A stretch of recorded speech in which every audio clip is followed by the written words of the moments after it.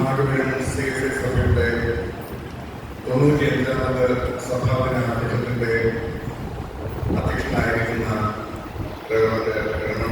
അവരുടെ വിശിഷ്ട അതിഥിയായി നമ്മോടൊപ്പമുള്ള district council secretary Shri Shevan Vijayan അവരുടെ ഈ സഭയുടെ സെക്രട്ടറി ശ്രീ അജീബി സലാം, സഭ കമ്മിറ്റി അംഗങ്ങളെ, സന്നിഹിതരായ വിശ്വാസികളെ, ഏവർക്കും യേശുക്രിസ്തുവിന്റെ നാമത്തിൽ ഞാൻ ആശംസകളും അനുഗ്രഹങ്ങളും നേരുന്നു. വളരെ സന്തോഷത്തോടുകൂടിയാണ് ഈ സഭയുടെ ആരാധനയിൽ പങ്കുചേരുന്നത്. വളരെ വർഷങ്ങൾക്ക് മുമ്പാണ് ഈ പള്ളിയിൽ ഞാനൊരു ശുശ്രൂഷകനായിട്ട് പ്രവർത്തിച്ചിരുന്നത്. എനിക്ക് വളരെ 19 വയസ്സെങ്കിലും പ്രായത്തിൽ പറഞ്ഞ ആളുകൾക്ക് എന്നെ ഓർമ്മിക്കാനായിട്ട് സാധ്യതയില്ല. കാരണം 1994-96 കാലഘട്ടത്തിലാണ് ഞാനിവിടെ ശുശ്രൂഷ ചെയ്തിരുന്നത്. അതുകൊണ്ട് തന്നെ കുറച്ച് മക്കളെ നോക്കിയിട്ട് ചിലരുടെ മുഖങ്ങളൊക്കെ കാണുമ്പോൾ അവരുടെ പപ്പയുടെ അമ്മയുടെയൊക്കെ മുഖത്ത് ഞാൻ മനസ്സിലാക്കിയിട്ടുണ്ട്. അതേസമയം കുറച്ച് തലമുടി തരച്ച് അല്ലെങ്കിൽ പ്രായം തോന്നിക്കുന്ന ആളുകളുടെ മുഖത്തൊക്കെ നോക്കുമ്പോൾ എനിക്ക് മനസ്സിലാവുന്നുണ്ട് പഴയ എവിടെ രൂപവും രണ്ടത്തേക്ക് ഞാൻ ഇങ്ങനെ താരതമ്യം പഠിച്ചുകൊണ്ടിരിക്കുകയായിരുന്നു. എൻ്റെ ആധ്യാത്മിക ജീവിതത്തിൽ വളരെയേറെ സ്വാധീനം ചെലുത്തിയ ഒരു സഭയായിരുന്നു നാഗപുരം സഭ. അതുകൊണ്ട് തന്നെ ഞാൻ പല അവസരങ്ങളിലും പല പ്രഭാഷണങ്ങളിലും ഈ സഭയിൽ നിന്ന് ലഭ്യമായ ആധ്യാത്മിക പരിപൂർണതയെക്കുറിച്ച് അതോടൊപ്പം തന്നെ ശുശ്രൂഷയിൽ എനിക്ക് ഈ സഭ നൽകിയ നല്ല സഹായ സഹകരണത്തെയും പ്രാർത്ഥനയുടെ ബന്ധത്തെയും ഞാൻ ഓർക്കുകയും പരാമർശിക്കുകയും ചെയ്യാറുണ്ട്. ഈ സഭയിൽ നിന്നാണ് എനിക്കൊരു മിഷണറിയായിട്ട് പോകാനായിട്ടൊരു ഇൻസ്പിറേഷൻ ലഭ്യമായിരുന്നു. അന്ന് നമുക്ക് ഒരുമിച്ച് പ്രാർത്ഥിക്കാനും ശുശ്രൂഷയിൽ പങ്കുചേരാനൊക്കെ ധാരാളം അവസരങ്ങൾ നൽകുകയും ചെയ്തു. എനിക്ക് ഇവരുടെ പേരിൽ പരാമർശിക്കണമെന്നുണ്ട്. പക്ഷേ പേരിൽ പരാമർശിച്ചതിന് സംശയമുണ്ട്. എനിക്ക് ഓർമ്മ ചില കാര്യങ്ങൾ പറയാം. എന്നോട് സഭാ സെക്രട്ടറിമാരായിട്ട് പ്രവർത്തിച്ചിരുന്നത് ഷോപ്പിൽ സാറാണ്, ജോസഫ് സാറാണ്. അക്കൗണ്ടന്റായിട്ട് ഞാൻ പ്രവർത്തിച്ച സമയത്ത് റൈറ്റ്സ് അക്കൗണ്ടന്റായിരുന്നു. സ്ത്രീകൾ സെക്രട്ടറിയായിട്ട് 2 പേര് പ്രവർത്തിച്ചിരുന്നതായിട്ട് ഒന്ന് ലോകത്ത് ടീച്ചർ ശ്രീമതി പള്ളിയിലെ സ്ത്രീ ലൈഫിന്റെ സെക്രട്ടറിയായിട്ട് വിപുലാണ് പ്രവർത്തിച്ചിരുന്നത്. സൺഡേ സ്കൂളിന്റെ സെക്രട്ടറിയായിട്ട് ജോയ്സ് ഇങ്ങനെയാണ്. അതോടൊപ്പം കോയറിന്റെ അംഗങ്ങളായിട്ട്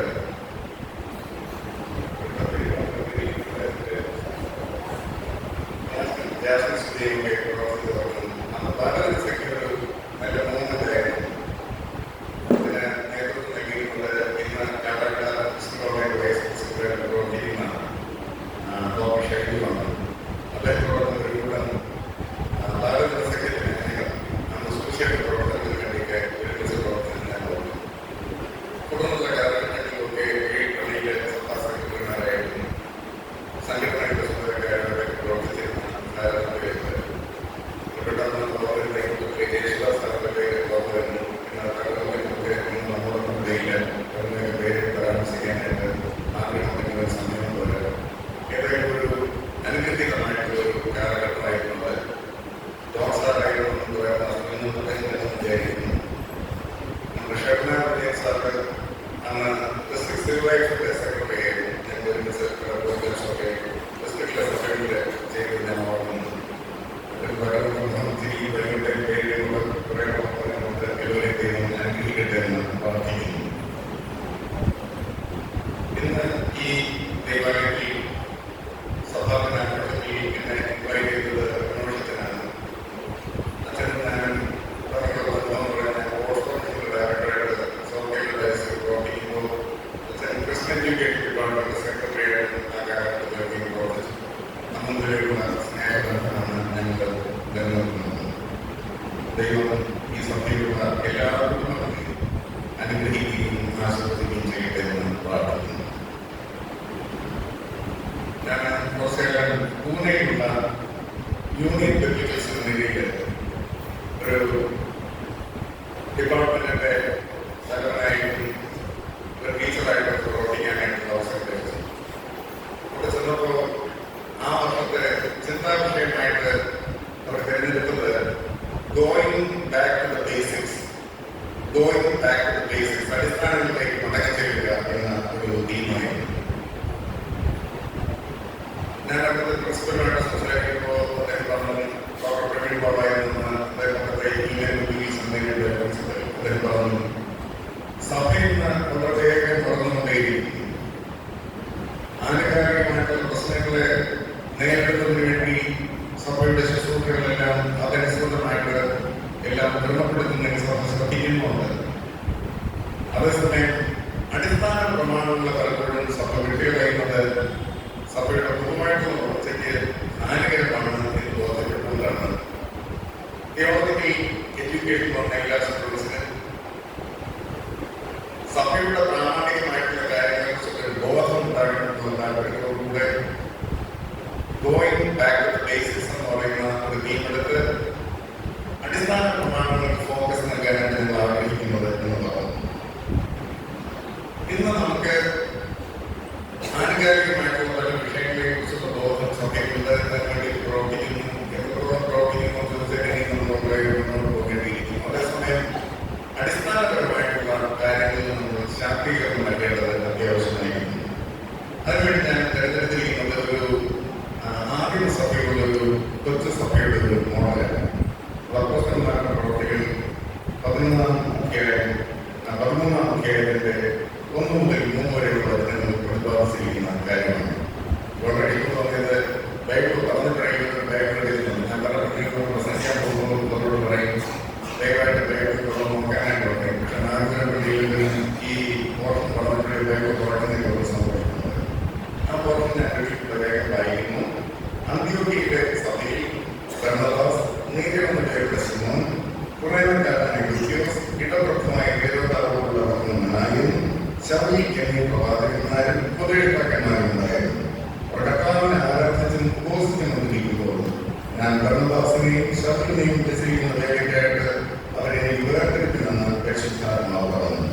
അങ്ങനെ ഉപവസിച്ച് പ്രാർത്ഥിച്ച് അവരുടെ മേൽ കൈവച്ച് അവരെ പറഞ്ഞയച്ചു. ആദിമ സഭയുടെ പ്രധാനപ്പെട്ട കേന്ദ്രം യെരുശലേമായിരുന്നു. അതേസമയം യെരുശലേമിൽ പീഡനമുണ്ടായി. വിശ്വാസികളെല്ലാം പല സ്ഥലങ്ങളിലേക്ക് ചിതറിക്കപ്പെട്ടു. പല സ്ഥലങ്ങളിലേക്ക് പലായനം ചെയ്യപ്പെട്ട വിശ്വാസികളെല്ലാം ഓരോരോ സ്ഥലങ്ങളിൽ ഒരുമിച്ച് കൂടി ദൈവത്തെ ആരാധിക്കാനായിട്ട് തുടങ്ങി. അതിലുള്ള ഒരു നേതൃ ഗ്രൂപ്പാണ് അന്ത്യോക്യയിൽ വന്നത്. അന്ത്യോക്യ എന്ന് പറയുന്നത് ആ കാലഘട്ടത്തിൽ ഗ്രീസിലെ പ്രധാനപ്പെട്ട സിറ്റീസിൽ ഒരെണ്ണമായിരുന്നു. ഒരുപക്ഷെ അതിന്റെ പ്രാധാന്യത്തെക്കുറിച്ച് പറഞ്ഞാൽ അതിനൊരു 3-ാം സ്ഥാനം നൽകേണ്ട കുറ്റത്തിലത്രമാത്രം പ്രബലമായ ഒരു സിറ്റിയായിരുന്നു അന്ത്യോക്യ. അന്ത്യോക്യയിൽ വിശ്വാസികളെല്ലാം ഒരുമിച്ച് കൂടി അവർ ദൈവത്തെ ആരാധിച്ചുകൊണ്ടിരിക്കുകയായിരുന്നു. ആ കാലഘട്ടത്തിലാണ് അന്ത്യോക്യയിലെ സഭയിലെ ക്രിസ്തീയ വിശ്വാസികളെ അതുകൊണ്ട് ആളുകളൊക്കെ ക്രിസ്ത്യാനി എന്ന് വിളിക്കാനായിട്ട് പറയും.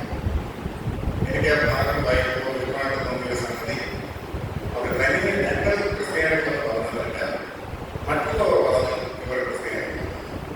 അന്ത്യോക്യയിലെ സഭയിൽ വിശ്വാസികൾക്ക് ക്രിസ്ത്യാനി എന്ന പേരായിട്ട് അവർ തനിയേണ്ട പേരില്ല, ആളുകൾ ക്രിസ്ത്യാനി എന്ന് പറയാനായിട്ട് തോന്നുന്നു.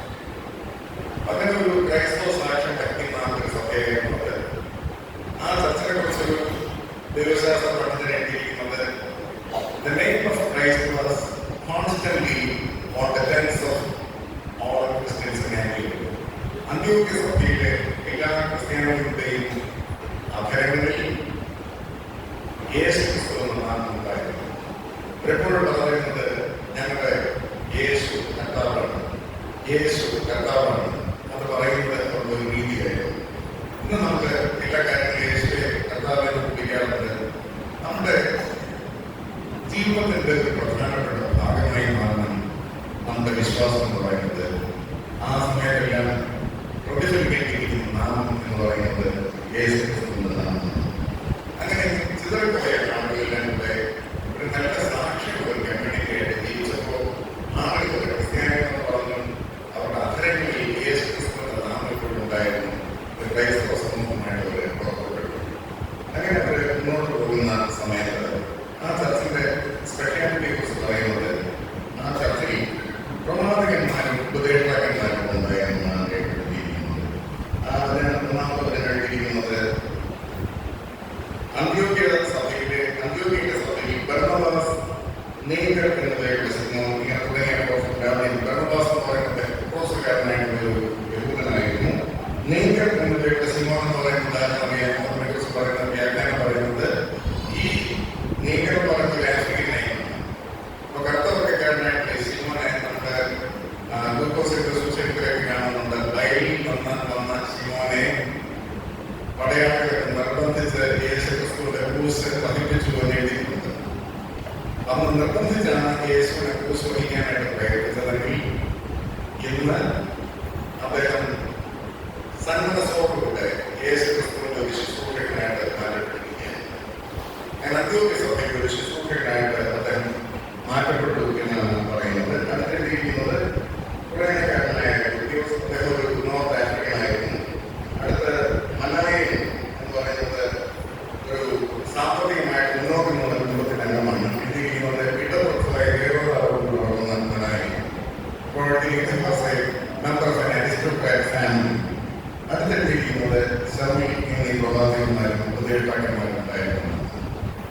നമ്മുടെ സഭയിൽ പ്രവാചകന്മാരുടെയും ഉപദേഷ്ടാക്കന്മാരുടെയും ശുശ്രൂഷകളിലെ പ്രാധാന്യം കൊടുക്കാനായിട്ട് നമ്മളൊരു പക്ഷേ പ്രവാചകന്മാരെന്നൊക്കെ പറയുമ്പോൾ വ്യത്യസ്ത രീതിയിൽ കാണുന്നതുകൊണ്ട് നമ്മുടെ ദൈവവുമായി ബന്ധപ്പെട്ട് ദൈവം വെളിപ്പെടുത്തുന്ന കാര്യങ്ങളെ ആരെങ്കിലും നമ്മൾ പറഞ്ഞാൽ നമ്മൾ പലപ്പോഴും അംഗീകരിക്കാറുണ്ട്.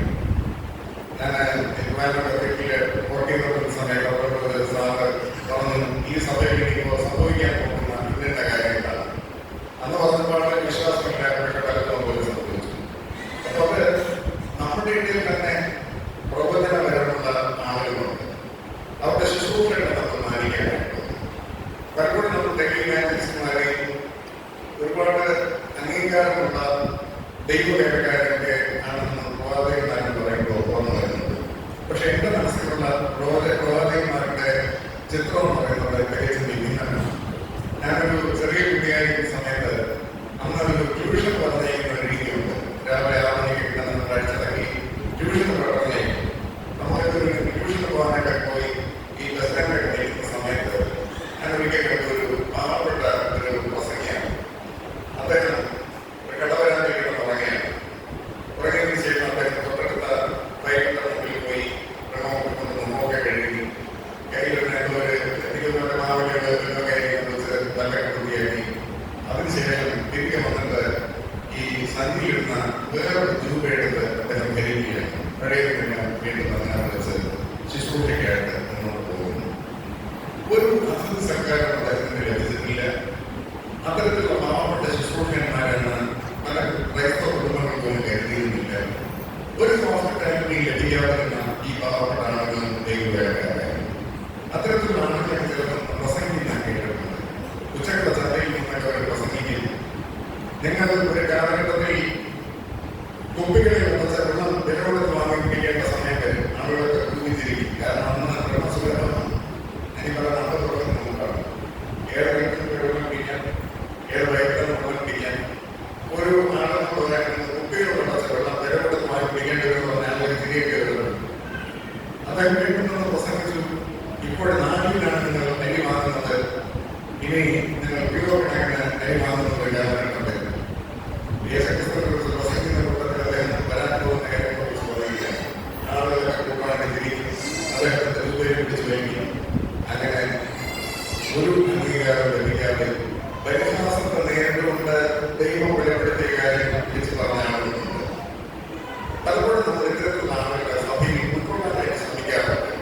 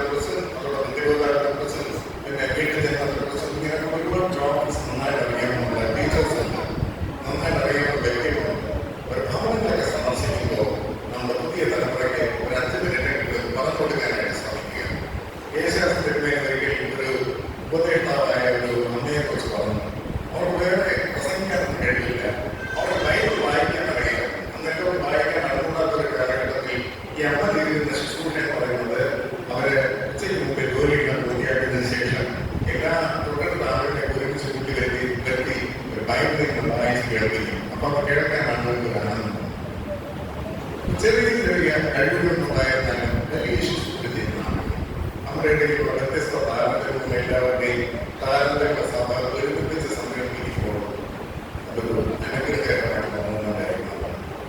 നമ്മൾ പലപ്പോഴും ഇങ്ങനെ ഈ കൊച്ചു കൊച്ചു കാര്യങ്ങളാണ് നമ്മൾ കൊച്ചു കൊച്ചു കാര്യങ്ങളെ കിട്ടിയതിന് ശേഷം എങ്ങനെ നമുക്ക് ബൃഹത്തായ ശുശ്രൂഷ സഭയിൽ ചെയ്യാൻ സാധിക്കുമെന്ന് ചിന്തിക്കുക.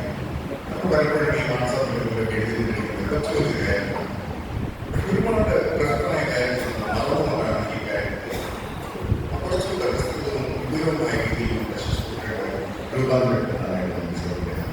അതുകൊണ്ട് ഈ അന്ത്യോക്യ സഭയെക്കുറിച്ച് എന്ന് പറയുന്നത് അവിടെ എഴുതിയിരിക്കുന്നത് ആദ്യം ഉപവസിക്കുകയും ചെയ്യാൻ നമുക്കൊരു സഭയായിരുന്നു. അപ്പൊ അങ്ങനെ നമുക്ക് ഈ 13-ാം വചനത്തിൽ തന്നെ തുടർന്നുള്ള ഭാഗങ്ങൾ വായിക്കുമ്പോൾ ആ 2-ാം വചനത്തിൽ കർത്താവിന്റെ ആരാധനത്തിന് ഉപവസിക്കുന്നുണ്ടിരിക്കുമ്പോൾ ചർച്ച എന്ന് പറയുന്നത് ചർച്ച worshipping community as well as praying and fasting community. ദൈവത്തെ ആരാധിക്കുന്ന സമൂഹം, അതോടൊപ്പം തന്നെ പ്രാർത്ഥിക്കുകയും ഉപവസിക്കുകയും ചെയ്യുന്ന സമൂഹം. നമ്മൾ പുറപ്പാട് പുസ്തകത്തിൽ നോക്കുമ്പോൾ നമുക്ക് കാണാനായിട്ട് സാധിക്കുന്നത് എന്റെ ആദ്യ ജാതന ഉണ്ടായിരുന്നതിന് വേണ്ടി എന്നെ ആരാധിക്കുന്നതിന് വേണ്ടി, എനിക്ക് ശുശ്രൂഷ ചെയ്യുന്നതിന് വേണ്ടി. അപ്പൊ നമ്മൾ വിളിച്ചിരിക്കുന്ന പർപ്പസ് എന്ന് പറയുന്നത് ദൈവത്തെ ആരാധിക്കാൻ വേണ്ടിയാണ്. പക്ഷെ നമ്മൾ പലപ്പോഴും ആരാധനയ്ക്ക് വരുന്നത് ദൈവത്തിന്റെ സ്തുതിസ്തോത്രങ്ങളൊക്കെ പറഞ്ഞു തീർന്നതിന് ശേഷമാണ് പറയുന്നത് സൈന്യങ്ങളുടെ ദൈവമായ കർത്താവ് പരിശുദ്ധൻ പരിശുദ്ധൻ പരിശുദ്ധൻ എന്ന ആർന്ന് പറയുന്ന സമയത്താണ് നമ്മൾ പറഞ്ഞിരിക്കുന്നത്. അതെല്ലാം കഴിഞ്ഞതിന് ശേഷമാണ് നമ്മൾ പറയുന്നത്. നമ്മൾ ദൈവത്തെ ആരാധിക്കുന്ന കമ്മ്യൂണിറ്റിയാണ് വർഷത്തിന് ഇമ്പോർട്ടൻസ് കൊടുക്കുന്നത്. ഈ വർഷത്തിൽ വരുമ്പോൾ നടത്തുമ്പോൾ പല ബന്ധനങ്ങൾ അഴിക്കുമെന്ന് പറയുന്നില്ലേ വാസ്തവമായിട്ടുള്ള കാര്യമാണ്. നമ്മൾ പല പ്രതിസന്ധികളുടെ മധ്യത്തിൽ എത്തുമ്പോൾ നമ്മുടെ മുമ്പിലുള്ള പല പ്രതിസന്ധികളും മാറ്റം ചെയ്യപ്പെടുകയെന്ന് കാണാൻ സാധിക്കും. അല്ലെങ്കിൽ രാജാവിനെ കേട്ടിട്ടുണ്ടായിരുന്നു. അദ്ദേഹം യുദ്ധം നടത്താനായിട്ട് പോയത് ഒരു വലിയ സൈന്യത്തെ തുടർന്നില്ല. അദ്ദേഹം ദൈവത്തിന്റെ ആലയത്തിൽ പോയി ഈ സൈന്യത്തിന് യുദ്ധം ചെയ്യാനുള്ള ശക്തി പ്രാപിക്കാൻ വേണ്ടി പ്രാർത്ഥിക്കുമ്പോൾ തന്നെ ദൈവത്തെ ആരാധിക്കാനായിട്ട് അദ്ദേഹം ആരംഭിക്കുന്നു. അവസാനം ഒരു ഗായക സംഘത്തെ മുന്നിൽ നിർത്തി സ്തുതിസ്തോത്രങ്ങൾ നടത്തിച്ചുകൊണ്ട് പോയപ്പോൾ ദൈവം ശത്രു സൈന്യങ്ങളെ ചിതറിപ്പിച്ചിട്ടുള്ളതായിട്ട് മനസ്സിലാക്കാനായിട്ട് സാധിക്കും. അപ്പൊ നമ്മുടെ ആരാധിക്കുന്ന കമ്മ്യൂണിറ്റി അതോടൊപ്പം തന്നെ നമ്മളൊരു പ്രാർത്ഥിക്കുന്ന ഒരു സമൂഹമായിട്ട്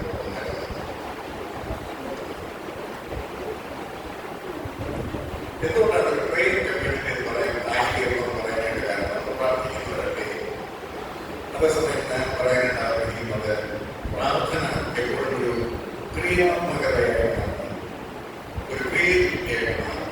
നമ്മൾ പലപ്പോഴും ഞാൻ എപ്പോഴും എംഫസൈസ് ചെയ്യുന്ന ഒരു സംഗതിയാണ് സൈലന്റ് മെഡിറ്റേഷൻ. ദൈവത്തിന്റെ സന്നിധിയിൽ രാവിലെ ഉറങ്ങണമെന്ന് ദൈവത്തിന്റെ വചനത്തിൽ വായിച്ചിട്ട് 10 മിനിറ്റെങ്കിലും നിശബ്ദമായിട്ടിരിക്കുക. ഈ സൈലന്റ് മെഡിറ്റേഷൻ ഭയങ്കര പവറുണ്ട്. നിങ്ങൾ എത്ര ബന്ധുപിടിച്ചെന്നായിരുന്നാലും പല കാര്യങ്ങളും ഓർഗനൈസ് ചെയ്യാൻ സാധിക്കുന്നത് ആ സമയത്താണ്. ദൈവത്തോട് നിരന്തരം ബന്ധം കൊള്ളാൻ സാധിക്കുന്ന ആ സമയത്താണ്.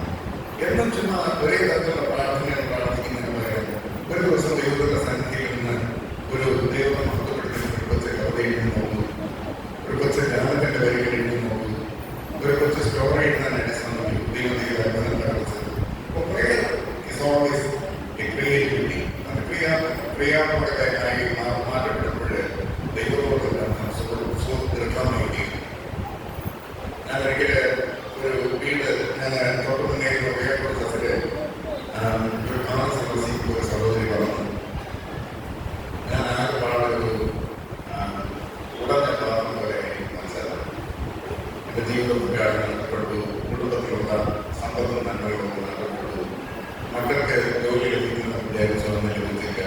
എല്ലാവർക്കും ഞാനൊരു വേദന അനുഭവിക്കുന്ന ഉടനെ പാത്രം പോലെയായിരിക്കും. സംഗീതത്തിൽ പറയുന്ന ഭാഗം വകുപ്പിച്ചത് ഞാൻ പറഞ്ഞു, ഈ ഉടനെ പാത്രങ്ങൾക്ക് വളരെയേറെ വില വരുന്ന ഒരു സമയമുണ്ട്. എപ്പോഴാണെന്നറിയാൻ ഒരു ജപ്പാനീസ് സ്ഥാപനമുണ്ട്. ആ കടയുടെ പേരാണ് കിൻസുഗി എന്ന് പറയും. KINTSUGI. ഇപ്പൊ നിങ്ങൾ ഗൂഗിളിൽ നോക്കണ്ട, പിന്നീട് നോക്കിയാൽ മതി. കിൻസുഗി എന്ന് പറയുന്നത് ഒരു ജപ്പാനീസ് സ്ഥാപനമാണ്. എന്താ പറയുന്നത്, ഈ പൊട്ടിപ്പോയ പാത്രങ്ങളെ ഒരു വലിയ വലിയ ലോഹങ്ങൾ പൊട്ടിച്ചെടുക്കും. അങ്ങനെ വരുമ്പോൾ അതിന്റെ ഒറിജിനൽ പാത്രങ്ങളെക്കാൾ ഒരു വില കൂടുതലാണ് ഈ പൊട്ടിപ്പോയ പാത്രങ്ങൾക്ക്. കാരണം പൊട്ടിച്ചിരിക്കുന്നത് വലിയ വലിയ ലോഹങ്ങൾ കൊണ്ടാണ്. ഞാൻ ആ സഹോദരിയോട് പറഞ്ഞു, നിങ്ങൾ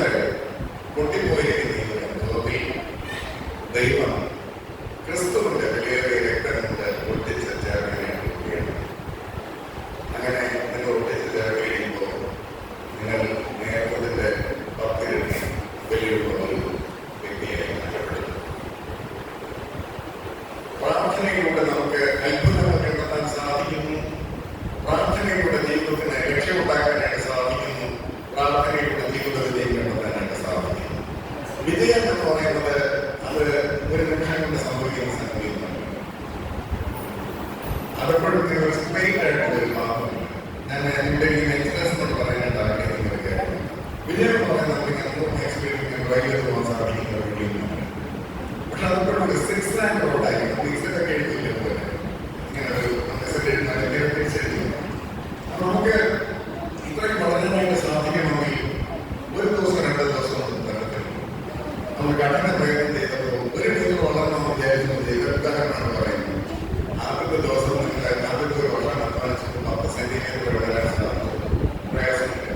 അടുത്ത് വീണ്ടും ശ്രമിക്കുന്നു, അടുത്തൊരു 10 സെന്റിമീറ്റർ. അങ്ങനെ ഈ നമ്മുടെ ചെറുതും അർത്ഥവത്തുമായിട്ടുള്ള പ്രവർത്തനങ്ങൾ ക്രോഡീകരിച്ച് വരുമ്പോൾ അതിനൊരു മാസീവ് ഇഫക്റ്റ് ഉണ്ടാകുന്നു. നമ്മൾ ആ തലത്തിൽ എത്തുകയുള്ളൂ. ദൈവം നമുക്ക് നൽകുന്ന ഉയർച്ച എന്ന് പറയുന്നത് പെട്ടെന്ന് ആയിരുന്ന ഉയർച്ചക്കാണ്. ഈ ഉയർച്ചയുടെ പിന്നീട് ഒരുപാട് കഠിന അധ്വാനമാണ്. ഞാൻ പലപ്പോഴും വിചാരിക്കാറുണ്ട് യോസഫിനെ അവനെ പിടിച്ച് ജയിലിട്ടപ്പോൾ ആൾക്കാർ പറഞ്ഞു, അയ്യോ 70 കൊണ്ടിട്ട് അത് കാണിച്ച കുഴപ്പത്തിലാണ് അവനെ പിടിച്ച് ജയിലിട്ടിരിക്കുന്നത്. ജയിലും ദൈവവും നമ്മളോട് ഉണ്ടായിരുന്നു. സ്വപ്നങ്ങൾ വ്യാഖ്യാനിക്കാനായിട്ട് വർദ്ധിച്ചുകൊണ്ടിരിക്കുന്നു. അങ്ങനെ അവരുടെ സ്വപ്നം വ്യാഖ്യാനിക്കാനായിട്ട് നമ്മൾ ചേർന്നു. ആ സ്വപ്നം വ്യാഖ്യാനിച്ചൊരു ദേശത്തെ ക്ഷാമത്തിൽ നിന്ന് രക്ഷപ്പെടുത്താൻ ഉപാധികൾ ദൈവസേനത്തിൽ നിന്നവൻ സ്വപ്നത്തിന്റെ അർത്ഥമായിട്ട് പറഞ്ഞുകൊണ്ടിരുമ്പോൾ നാം വിചാരിച്ചിട്ട് ആ ഒരു രാവട്ടത്തിന്റെ 2ാമത്തെ പ്രസംഗത്തിലേക്ക് ദൈവം ഉയർത്തുകയെന്ന് പർവ്വം ചോദിക്കുന്നത് ഇത്രയും ദൈവാത്മാവ് ഒരുവനെ എനിക്ക് കണ്ടെത്താനായിട്ട് സാധിക്കുന്നു. അതുകൊണ്ട് അങ്ങനെയാണ് ഇസ്രായേൽ രാജ്യത്തെ 2ാം സ്ഥാനക്കാരനായിട്ട് വരുന്നത്. പലപ്പോഴും എക്സോർട്ടേഷൻ എന്ന് പറയുന്നത് അത് ഇൻസ്റ്റന്റേനിയസ് ആണെന്ന് പറയാനായിട്ട് ആഗ്രഹിക്കുന്നു. ദൈവത്തിന്റെ സന്നിധിയിൽ നമ്മൾ പലപ്പോഴും പരാജയങ്ങൾ അനുഭവിച്ച് വേർതിരിക്കുമ്പോൾ കണ്ണുനീരോടെ പ്രാർത്ഥിച്ചുകൊണ്ടിരിക്കുമ്പോൾ ദൈവം നമ്മളെ തക്ക സമയം വരും. ശാസ്ത്രീയം അതുപോലെ ഓർമ്മത് ഞാൻ പറയുന്നത് നാട്ടിലെ സഭയുള്ള മുഴുവൻ ജനങ്ങളും ഉപവാസത്തിനായിട്ട് വരും. നമ്മൾ പലപ്പോഴും കുറച്ച് അച്ഛനാരുടെ 3-4 പേര് ഉപവാസം പാടുന്നത് അങ്ങനെയല്ല. യങ്സ്റ്റേഴ്സിനെ നിർബന്ധിച്ചയക്കാനായിട്ട് ശ്രമിക്കുക. യവനക്കാരൊക്കെ പ്രാർത്ഥിക്കുമ്പോൾ അവർ ദൈവത്തിന്റെ മക്കളായിട്ട് രൂപാന്തരപ്പെടുന്നത് മാത്രമല്ല, അവർ ദൈവമായിട്ട് അത്ഭുതങ്ങൾ അവർക്ക് കണ്ടെത്താനായിട്ട് സാധിക്കും. ധാരാളം ജീവിതത്തിൽ നന്മയും അനുഗ്രഹവും കണ്ടെത്താനായിട്ട് സാധിക്കും. അതിനുവേണ്ടി ഒരു ഉപവസിക്കുന്ന ചർച്ചയായിട്ടുള്ള നമ്മുടെ സപ്പോർട്ട് തരാനായിട്ട് ഞാൻ ആവശ്യപ്പെടുകയാണ്. അവസാനം ഞാൻ പറയാനായിട്ട് ആഗ്രഹിക്കുന്നത് ആ ചർച്ചയുടെ എന്ന് പറയുന്നത് അത് മിഷനുകളാകെ ദൈവകാര്യങ്ങൾ വേണ്ടി നയിക്കുന്ന ഒരു സഭയായിരുന്നു. 3ാമത് അങ്ങനെ പ്രാർത്ഥിച്ച് അവരുടെ കൈവച്ച് സ്മരിക്കാൻ ദൈവത്തിന്റെ പേരൊക്കെയായിട്ട് വേർതിരിച്ച് നയിക്കുകയാണ് ആ സഭ. ഈ നാഗരിക സഭയിൽ മിഷണറി പ്രവർത്തനത്തിൽ ധാരാളം കാര്യങ്ങൾ ചെയ്യുന്ന സഭയാണ്. ഞാൻ മിഷൻ ഡയറക്ടറായിരുന്ന സമയത്ത് ധാരാളം കോൺട്രിബ്യൂഷനാണ് ഈ സഭ മിഷൻ ബോർഡിൽ ആന്ധ്രാപ്രദേശിലെ നമ്മുടെ രാമനാട് എന്ന് പറയുന്ന വില്ലേജിന്റെ നന്മയ്ക്കും അവർ ദേവാലയം ശുശ്രൂഷയ്ക്ക് വേണ്ടി ഇത്തരത്തില് ശുശ്രൂഷ ചെയ്യുന്ന സമയമാണ് നാഗരിക സഭ. അതേസമയം ഞാൻ ചോദിക്കുന്ന വേറൊരു ചോദ്യം, നമുക്ക് ഈ ദൈവവേദിയിൽ 2 സമയങ്ങളിൽ വേർതിരിച്ച് ക്രിസ്തുവിനെ കുറിച്ച് പറയാനായിട്ട് സമയം കണ്ടെത്താൻ സാധിക്കും. നമ്മളിപ്പോൾ മറ്റേ റെപ്രസെന്റേറ്റീവ്സിനായിരിക്കുന്നതിനായിട്ട് സ്പോൺസർ കൊടുക്കുന്നതായിട്ട് അതേസമയം നമുക്ക് അതിനുവേണ്ടി സമയം വേർതിരിക്കാനായിട്ട് സാധിക്കും. ഒരു മെഡിക്കൽ ഡോക്ടറിന് ഒരു ആഴ്ച സമയം കണ്ടെത്തി ഒരുപക്ഷെ നോർമറ്റിയിലെ ചികിത്സ ലഭിക്കാതിരിക്കുന്ന വിജ്ഞാപനങ്ങളിൽ 100 ആളുകളുടെ ആരോഗ്യ പരിപാലനം നൽകാനായിട്ട് സാധിക്കും. അതോടൊപ്പം തന്നെ ഒരു അധ്യാപകൻ 2 സമയത്തിന് വേണ്ടി വേർതിരിച്ച് ചെയ്യുമ്പോൾ ഒരുപക്ഷെ നമ്മുടെ മിഷന്റെ ഒരു സ്കൂളിൽ പോയി കുറച്ച് കാലം അവർക്ക് അധ്യാപകർക്ക് നല്ല ഗൈഡൻസ് കൊടുത്ത് അവർക്ക് മോട്ടിവേഷൻ നൽകി ക്രിയാത്മകമായിട്ട് ശുശ്രൂഷ ചെയ്യാനായിട്ട് സാധിക്കും. നമ്മുടെ സഭയിൽ മിഷനുകളാകെ വേർതിരിച്ച് അയക്കുന്ന സഭയായിട്ടാണ്. അങ്ങനെ വരുമ്പോൾ നമുക്കൊരു രൂപാന്തരത്തിന്റെ കാലഘട്ടമായി മാറുന്നത്. ഈ രൂപാന്തരം നമ്മുടെ ജീവിതത്തിൽ വരുന്നത് സർവശക്തമായ ദൈവമാണ്. അതുകൊണ്ടാണ് സഭയെപ്പോഴുള്ള അടിസ്ഥാന പ്രമാണങ്ങളിലേക്ക് പഠിക്കാമെന്ന് പറയുന്നത്. ഒരുപാട് പ്രോഗ്രസീവായിട്ടുള്ള കാര്യങ്ങൾ ചെയ്യുന്നു, അതേസമയം ബേസിക് ആയിട്ടുള്ള കാര്യങ്ങൾ നമ്മൾ വിട്ടുകയാണ്. അതിലേക്ക് നമുക്ക് ഇമ്പോർട്ടൻസ് കൊടുക്കേണ്ടത് ആരാധനയ്ക്കും പ്രാർത്ഥനയ്ക്കും ഉപവാസത്തിനും മിഷനുകളുടെ പ്രവർത്തനത്തിനുമാണ് എന്ന് ബോധ്യപ്പെടുത്തുന്നതാണ് ഉദ്യോഗ സഭയിലെ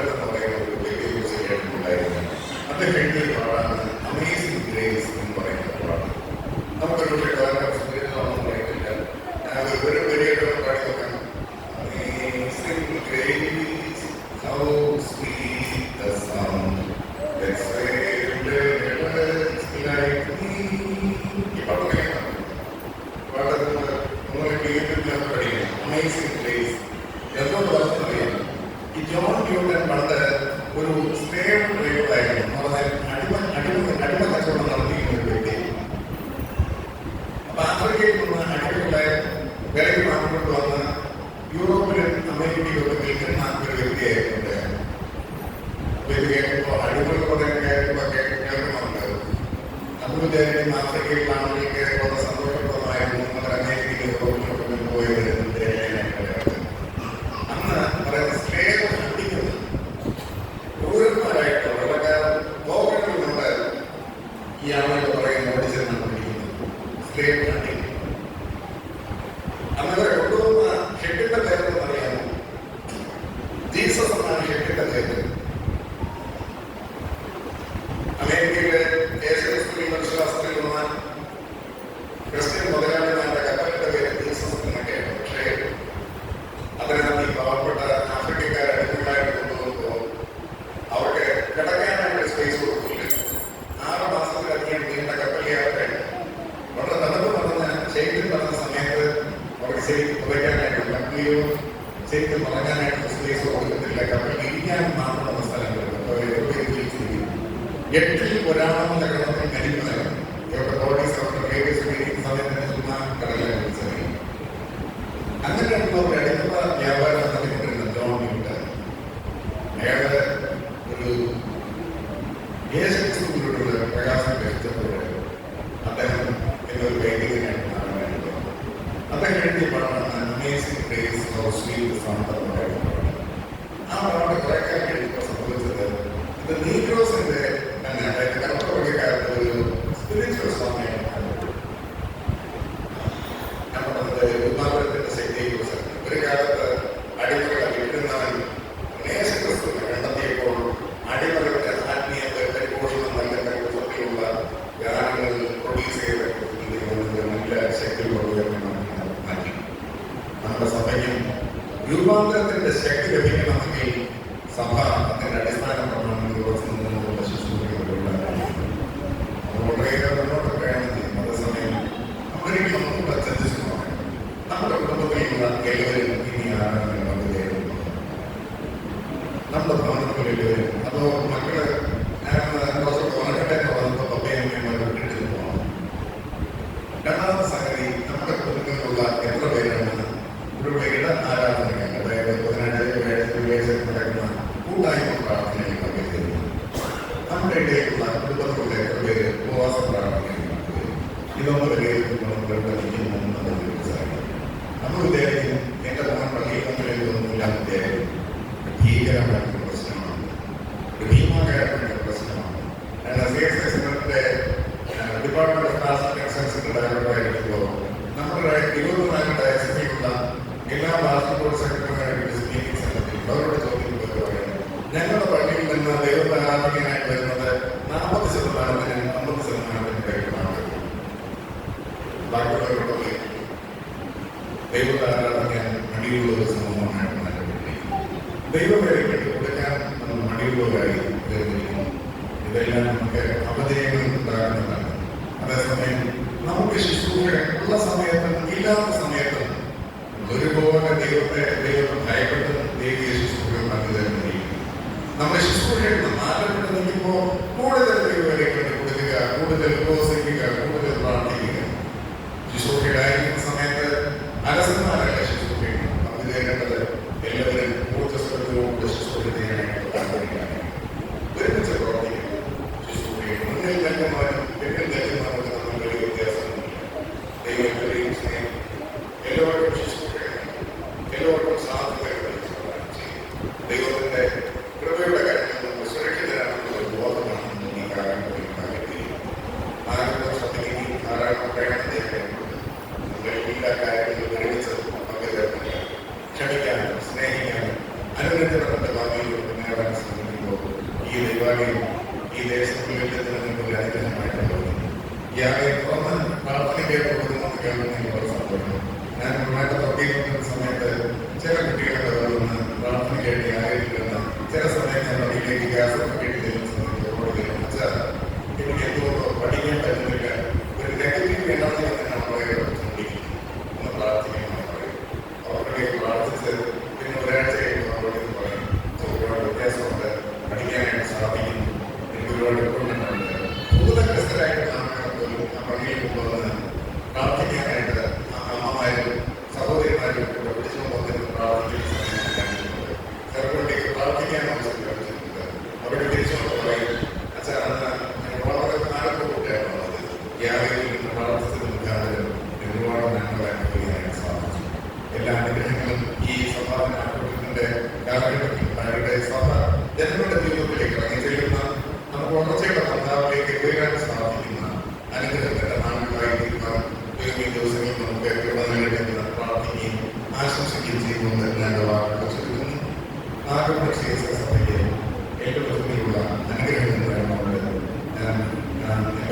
ഓപ്പർച്യൂണിറ്റിയാണ്